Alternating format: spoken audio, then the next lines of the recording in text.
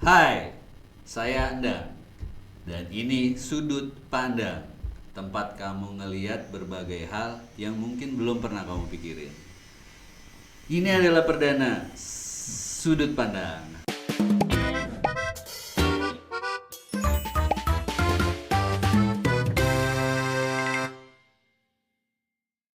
Hari ini kita kedatangan tamu, anak muda, kreatif, bisnis di bidang kreatif. Kita kenalan bersama Mas Paik, Bang Paik, Kak Paik. Ini dia orangnya. Ya, halo Sudut Pandang. Ya. Halo. Gimana? Gimana? Ceritain dong produksi ini yang hari ini Paik punya satu produk. Ya. Motion. Kita Motion. mau tahu Motion itu apa? Oke, jadi Motion ya. Motion itu sebenarnya ini video production house yang spesialisasi kami itu di bidang evergreen content. Khususnya kita ngebuat video yang kayak company profile itu kan evergreen, terus juga video explainer dan video edukasi gitu. Jadi evergreen content itu adalah konten yang dimana nggak ngikutin tren yang sesaat, tapi bisa berlaku hingga seterusnya gitu. Apa tadi green? Evergreen gitu. Jadi kayak Emang pohon. namanya itu ya? Iya, gitu. Evergreen. Evergreen content gitu. Evergreen content. Iya, sebenarnya sih kalau misalnya dikerucutin lagi lebih gampangnya explainer video gitu. Video animasi yang ditujukan untuk menjelaskan suatu hal yang kompleks menjadi mudah untuk dimengerti gitu. Oke, contoh nih mau cara penggunaan telinga. Gimana sih cara menggunakan Iya. telinga kita dengan benar? Iya gitu. ya. Bagaimana cara suara ditangkap sama telinga kita, terus dari telinga masuk ke arah otak gitu, masuk ke bagian talamus segala macam Nah, gitu. itu dijelaskan Iya, dengan dijelaskan video. dengan video Dan explainer. itu diproduksi sama Pak E. Iya, benar. Gitu, Awal diproduksi. mulanya gimana? Bisa fokus ke situ. Asal muasalnya itu sebenarnya lumayan panjang nih ya. Kita cerita dari yang Berapa panjang? lumayan panjang karena kan bisa dimulai dari saat mahasiswa atau saat SMA. Cuman kan kalau misalnya dikerucutin lagi asal muasal bisnis video, karirnya itu bermulai dari ini. Dulu foto-foto wedding, pre-wedding dulu Oke. gitu kan. Panggilan ada Iya, wedding. panggilan. Jadi teman-teman yang mau wedding bisa panggil Pak. Iya. Atau udah enggak? Masih?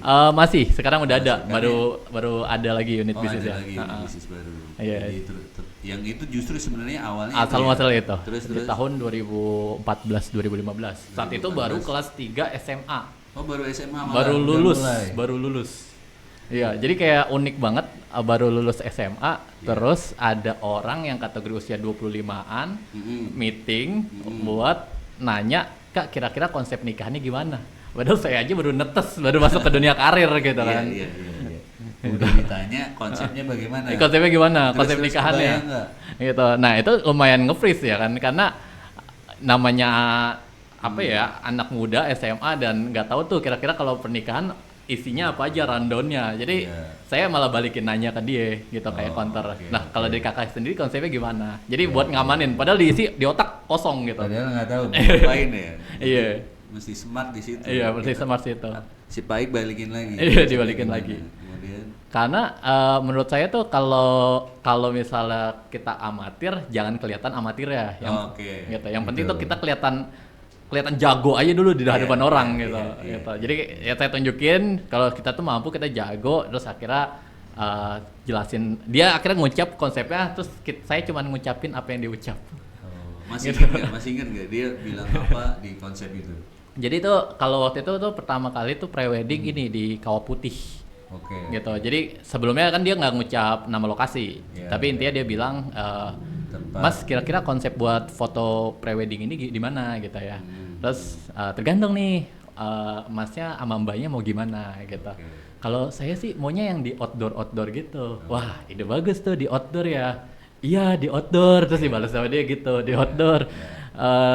Terus kalau lokasinya udah kepikiran nggak mas? Belum tahu sih gitu. Kalau di outdoor kayaknya enakan kayak di puncak-puncak gitu. Saya asal nyebut. Terus tiba-tiba dia kepikiran, oh ya udah kalau gitu kita di Kawah Putih. Kawah Ya udah Putih. akhirnya jadi di Kawah Putih. Akhirnya jadi. Dan itu mungkin perdana. Iya itu pertama kalinya ya. lulus SMA Lulus apa masih SMA. lulus Jadi SMA? 1 semester setelah lulus SMA gitu. Oke. Udah Januari udah- 2015. Iya. Udah dapat project perdana berarti. Iya, perdana gitu. Oke.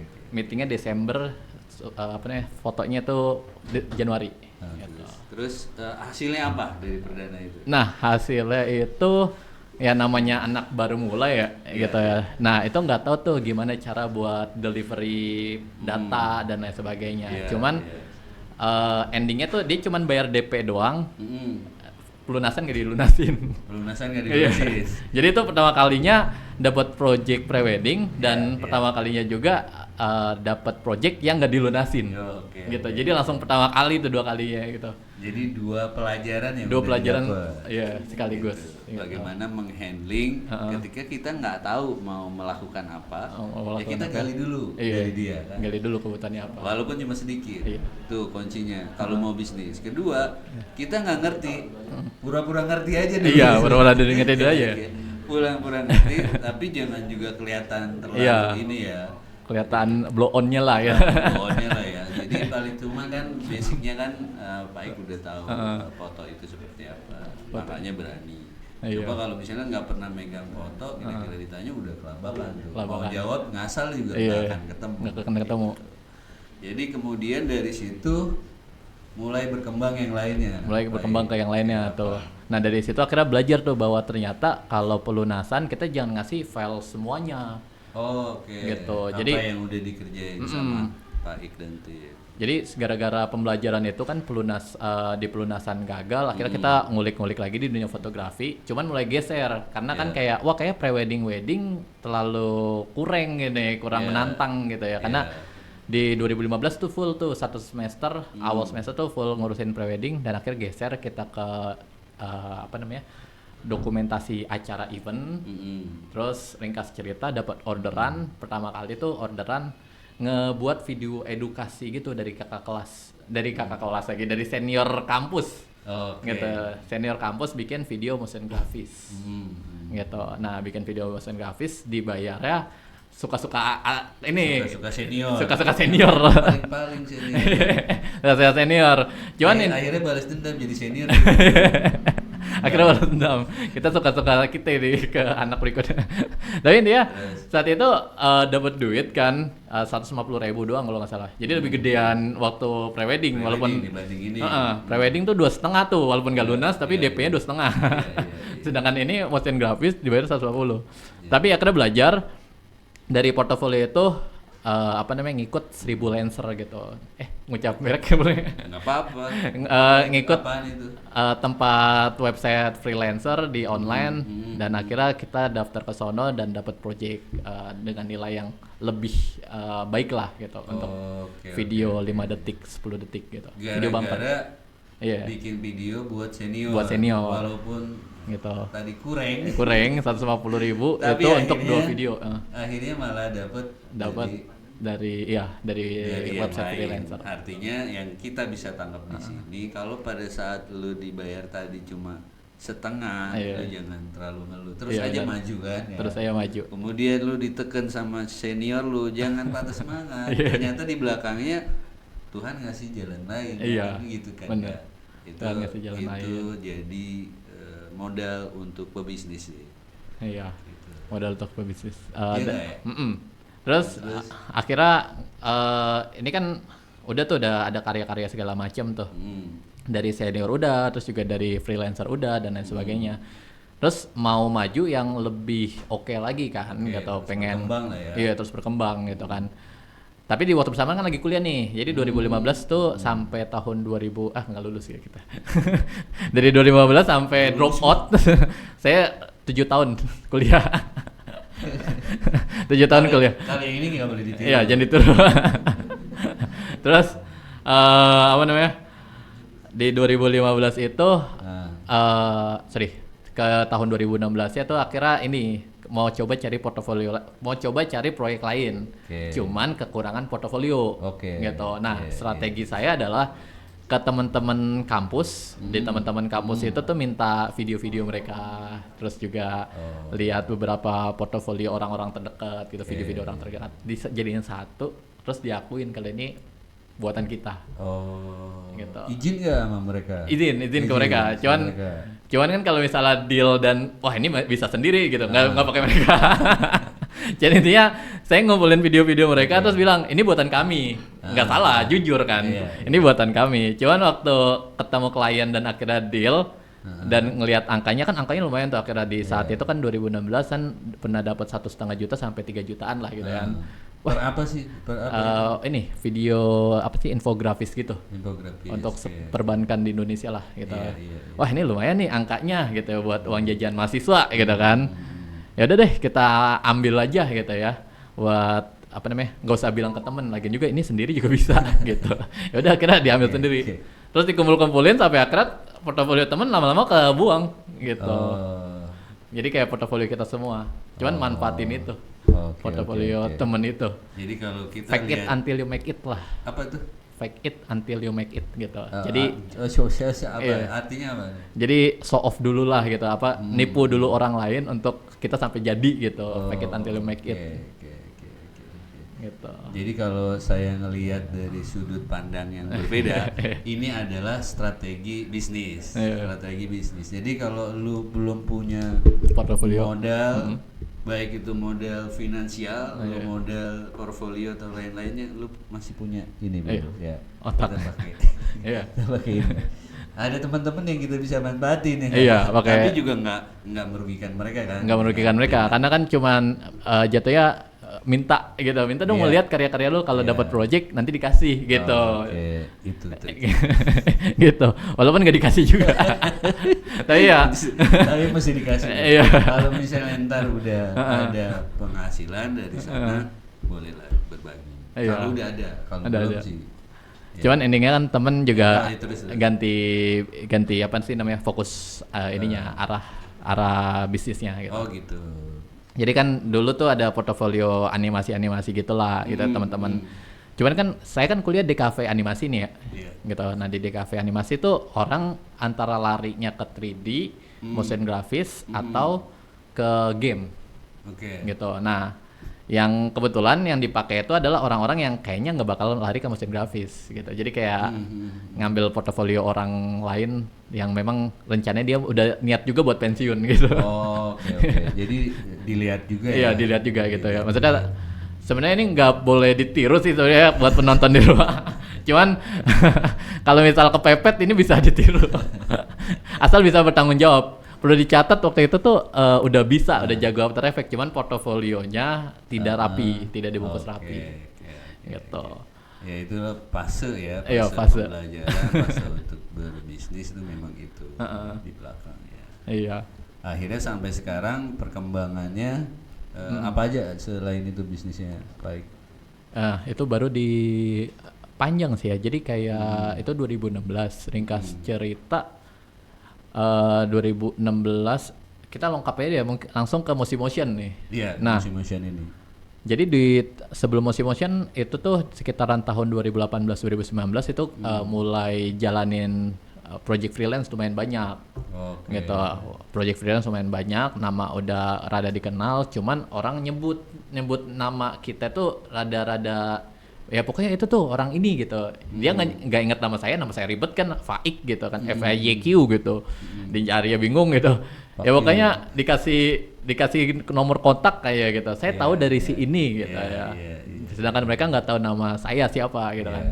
Nah di situ barulah terbentuk nama Motion gitu, yang terinspirasi waktu nonton film anime gitu. Ada orang telepon di film anime itu terus kayak Mosh, wih keren gitu.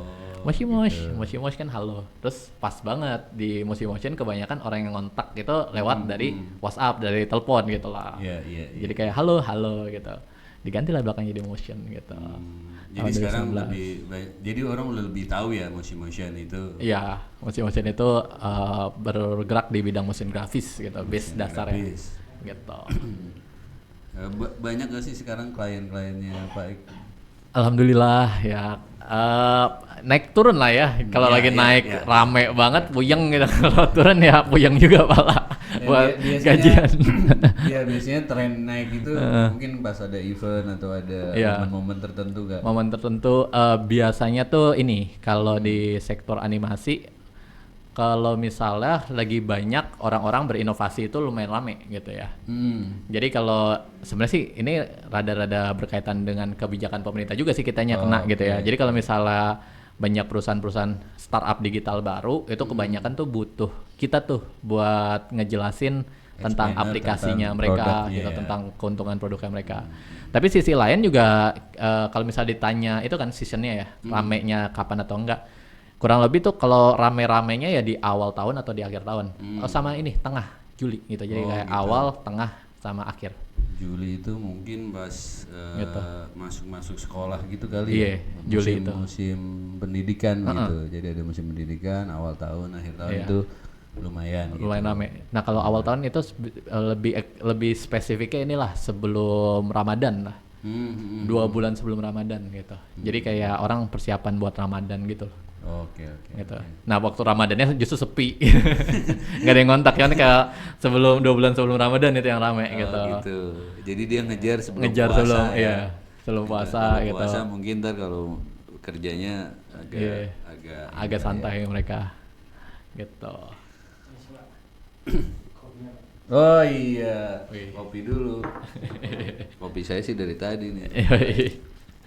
Widih. Kopinya namanya apa nih? Cobain. Kopi cobain Cobain. kopi. Tapi kopi.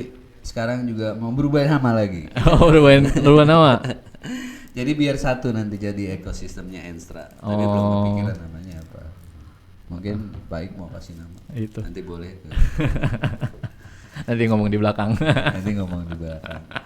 Terus apa sih kendala-kendala yang paling sering dihadapi di bisnis ini tuh? Ini saya sambil kopi.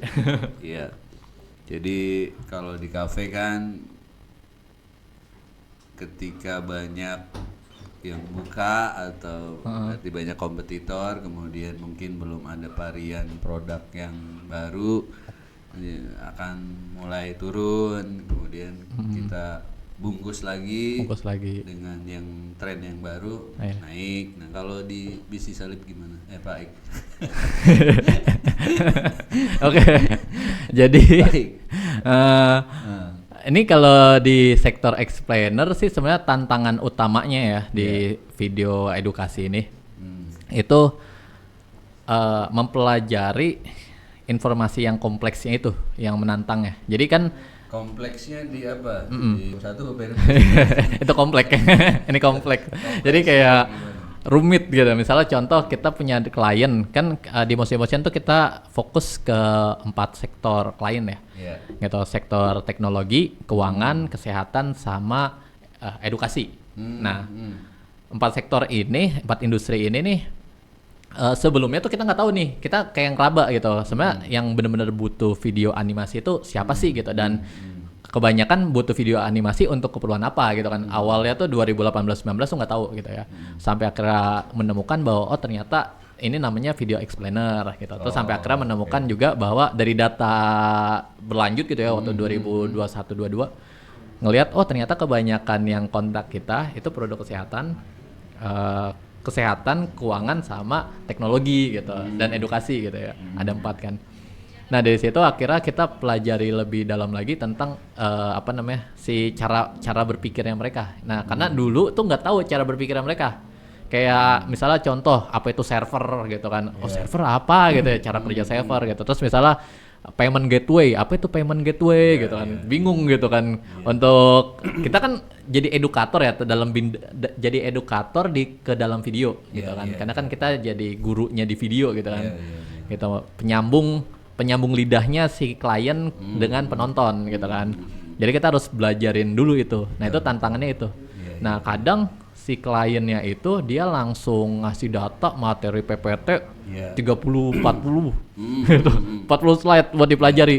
Dan itu tuh produk keuangan perbankan gitu. Jadi tuh kayak wah, ini apaan gitu data-datanya gitu ya. Tanpa dijelasin juga. Tanpa dijelasin iya. Nih, kerjain bro. Iya, ini kerjain nih. Apaan ini? Iya. Tapi akhirnya di situ ngulik gitu ya. Iya. gimana caranya agar kita walaupun dikasih data yang banyak, kita tahu pesan intinya langsung gitu. Nah, akhirnya kita pelan-pelan bikin kayak semacam initial meeting gitu. Initial meeting tuh pertemuan pertama untuk ngebahas key point-nya gitu. Kayak pesan utamanya apa, audiensnya siapa, dan apa sih yang ingin dilakukan audiens setelah nonton video gitu. Akhirnya udah ngerancang itu gitu ya. Terus sampai akhirnya udah jadi proses pembelajaran di awalnya lebih ringan gitu. Intinya mensimplifikasi suatu hal yang kompleks menjadi mudah buat di ngertiin gitu lah. Iya, betul. Karena memang itu kebutuhan dari si klien ya. Iya. Dia tidak bisa menjelaskan ini ke orang awam. Maka tugas si konten inilah dan si Pak Ik dan teman-teman yang bisa untuk itu ngejelaskan itu. Contoh nih, saya punya produk sekarang saya lagi kembangin Koperasi Pro. Koperasi Pro itu sistem informasi untuk koperasi. Sistem informasi untuk koperasi. Nah, saya ini membutuhkan orang-orang koperasi yang menggunakan sistem bisa menggunakan sistem ini gitu. Nah, berarti kan saya perlu menjelaskan ini. Apa sih fiturnya? Saya punya fitur nih Pak Ik. Sekarang tidak susah lagi teman-teman di pengurus koperasi menghitung laporan keuangan. Saya udah siapin jurnalnya. Saya udah siapin chart of account-nya, COA kalau bahasa akunting gitu. Dalam satu sistem ini sampai dengan data anggota, simpanan sampai dengan SHU itu ada di sini. Maka saya perlu kemudian yang harus saya sampaikan ke Pak Ik itu apa? Nah, ini kan sebenarnya udah kelihatan nih ya. Berarti kan di sini ada masalahnya. Masalahnya adalah kebanyakan si koperasi gitu ya. Itu kesulitan dalam manajemen keuangannya gitu. Kebanyakan dari mereka dari buku catatan tradisional atau mungkin lebih advance lagi pakai Excel atau spreadsheet Google gitu kan. Cuman spreadsheet Google kadang yang input satu orang ini dia ngerti gitu, yang input dia ngerti, sedangkan yang ngelihat datanya bingung gitu. Dia nge-share data ke orang lain bingung ini gimana cara bacanya. Nah, karena ngelihat ada masalah seperti itu, kita lahirkan Koperasi Pro gitu. Yang dimana Koperasi Pro ini hadir dengan fitur jurnal yang gampang banget buat inputnya. Sekali input langsung bisa masuk ke berbagai macam output, mulai dari buku besar, laba rugi dan lain sebagainya. Nah kayak gitu. Itu contoh ya. Langsung dibuat tempat buat biasanya Pak Ik mentargetkan itu ke klien itu dengan penawaran dulu, atau begitu ada request nih saya request dong, ada apa dulu gitu ya, kemudian prosesnya berapa lama dan pembayaran seperti apa itu biasanya Alif kayak gimana Pak Ik? Jadi saya sering salah nih antara Pak Ik. Jadi apa namanya, kalau di proses ininya ya, proses bagaimana sih cara perhitungan harganya gitu kan. Dari harga gitu, kemudian dari pertama klien pesen ke Pak Ik kayak gitu. Jadi itu kita biasanya kan dari yang ngubungin kita tuh ada dua versi lah. Pertama dari inbound marketingnya kita. Inbound marketing kita tuh ada dua jenis. Yang satu Google Ads, yang kedua konten gitu kan. Gitu. Nah, orang datang dari ads ya, bahasa gampangnya Google Ads, terus yang kedua dari media sosial. Ini mulut ke mulut. Gitu. Jadi kenalan lama gitu, terus lanjut gitu kan. Nah, terus setiap project kita tuh wajibin untuk initial meeting dulu. Gitu, mewajibkan untuk initial meeting. Meeting dulu ya. Mengetahui dulu tuh kira-kira pesan apa. Yang paling penting tuh pesannya apa, target audiensnya siapa, biar kita tahu nih siapa nih kita mau ngobrol gitu kan, target audience. Yang ketiga itu pengen setelah orang nonton ini mereka mau ngapain? Apakah mau daftar atau mau download atau kunjungi website gitu atau datang ke lokasi gitu. Intinya setelah nonton ngapain ini gitu kan. Terus yang lain-lainnya seperti durasinya beberapa lama, output formatnya dan lain sebagainya itu tambahan lah gitu. Cuman biasanya kita nyari tahu itu dulu gitu kan. Udah kelar initial meeting sampai akhirnya di sini juga mereka kita tawarin paket gitu. Paket kita itu berdasarkan harga kita tuh berdasarkan style gitu. Style. Iya, stylenya gitu. Misalnya contoh orang mau stylenya syuting campur animasi. Nah itu harganya lebih mahal daripada orang oke. yang syuting doang tanpa animasi. Oh, Gitu. iya, Atau iya. dia mau animasinya aja gitu. Itu lebih terjangkau daripada syuting sama animasi gabung gitu. Jadi mengatur paket Paketnya, harganya itu di situ ya. berdasarkan style gitu. Karena memang pekerjaannya jadi berbeda begitu. Iya, berbeda gitu. Oke. Terus terakhir ini kan udah musimnya Artificial apa, intelligence. AI ya. AI. Kan udah banyak juga tuh Iya. konten-konten kreator yang memanfaatkan AI Iya. atau AI. Kalau menurut Pak Ik tuh gimana dengan kondisi Pak Ik memang apa namanya bisnisnya tuh di situ dari Iya, awal. bisnis gitu. animasi. Apakah menyambut baik dengan ini atau menjadi gimana tuh? Bisnis AI itu di sisi kan kita kan lininya di Motion kan dulunya memang animasi 2D banget ya, sketsa gitu. Terus akhirnya mulai berkembang jadi ada syutingnya gitu kan. Iya. Kalau di sini tuh di Motion lumayan terdampak di animasi sketsanya gitu. Lumayan terdampak di sana karena permintaan di animasi udah mulai rada menurun gitu, ada penurunan di sana gitu. Walaupun di syutingnya akhirnya meningkat gitu. Di motion grafis tetap ada gitu ya. Cuman apa namanya? Kalau dari sisi efisiensi produktivitas meningkat, tapi kalau dari sisi permintaan pasar di sektor salah satu produk kita itu menurun gitu. Jadi kayak sketsa gitu segala macam itu lumayan rada nurun lah gitu. Sehingga tantangan sekarang kita nih di tim internal kita apa namanya ngajarin mereka untuk pakai AI gitu si ilustrator ya. Gitu. Dan dia pakai AI jadi tetap kita kayak base tradisionalnya di awal ada gitu. Jadi kayak kita buat semacam beberapa perwakilan style gitu sekitar 5 sampai 10 frame dulu. Terus kita kasih ke AI, dari AI itu nanti dia baru ngerancang storyboard dan lain sebagainya tuh. Gitu untuk ngebuat style yang sejenis gitu. Oke. Seperti itu. Artinya dengan kehadiran AI sekarang itu ya masih juga dimanfaatkan justru sama tim ya dan dimanfaatkan. Ikan, ya. Walaupun di sisi lain tadi kita lihat dari sudut pandang yang berbeda kalau ada penurunan juga. Ada penurunan juga. Ada penurunan juga di sisi situ ya. Mungkin yang tadinya orang harus menghubungi Pak Ik untuk itu sekarang udah tinggal pakai AI. Iya. Gitu. Langsung Gitu bypass. ya. Tapi kan AI tidak bisa memenuhi semuanya kebutuhan si perusahaan tadi kan. Gitu. Overall AI itu intinya menguntungkan sih. Gitu. Basicnya AI itu menguntungkan. Iya. Itu walaupun sebenarnya ini juga gitu cukup menantang ya. Iya. Yang paling membanggakan dari Motion tuh apa buat Pak Ik dan teman-teman? Ini sih kita pernah kerjasama dengan perusahaan dari Korea Selatan. Iya, jadi apa itu perusahaannya? Jadi Tahu tidak boleh disebut ternyata. iya, saya lupa itu boleh ada di NDA atau enggak ya buat nyebutin nama ya. Gitu. Soalnya kan direkam gitu ya. Iya. Cuman intinya di ini tuh kita perusahaan editing aplikasi lah ya, yang dimana tuh di editing, editing aplikasi dan kita tuh ngebuat template perwakilan dari Indonesia yang ngebuat template editingnya ke sana gitu. Nah itu aplikasinya banyak yang pakai kok orang-orang di seluruh sana. Gitu. Sebagai apa sih di situ? Kita jadi apa namanya template creator. Template creatornya lah pokoknya. Kalian udah kebayang nih, Iya. pakai template. Nah itu ada template-nya Pak Ik dan teman-teman. Gitu, ada template ya. Dan dibayarnya satu editing karena itu dari Korea Selatan ya. Maksudnya luar negeri dibayar kita pakai dolar. Satu editing durasi 15 detik sampai 30 itu kita dibayar $100. Wih, gitu. Lumayan ya. Iya. Untuk ini, untuk namanya durasi sekian. Iya.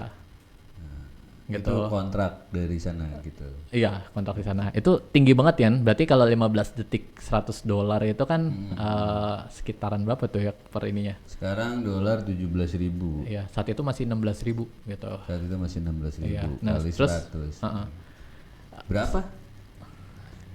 Wah, yang jago matematika juga diem aja. Oke gitulah. Nah itu kontrak per bulan kita ngasih sebanyak 75 sampai 100. 100 tempat gitu. Agak susah nggak sih itu? Kan dia biasanya klien luar negeri agak apa ya? apa namanya ya? Jadi, rada strict gitu ya. agak strict ya, agak susah gitu permintaannya banyak gitu. Gimana tuh?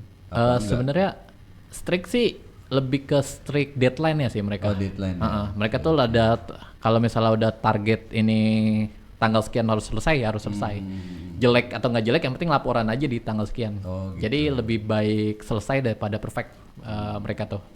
Gitu di perusahaan luar. Gitu. Oh, udah panjang lebar. Ada pesan buat teman-teman yang di rumah.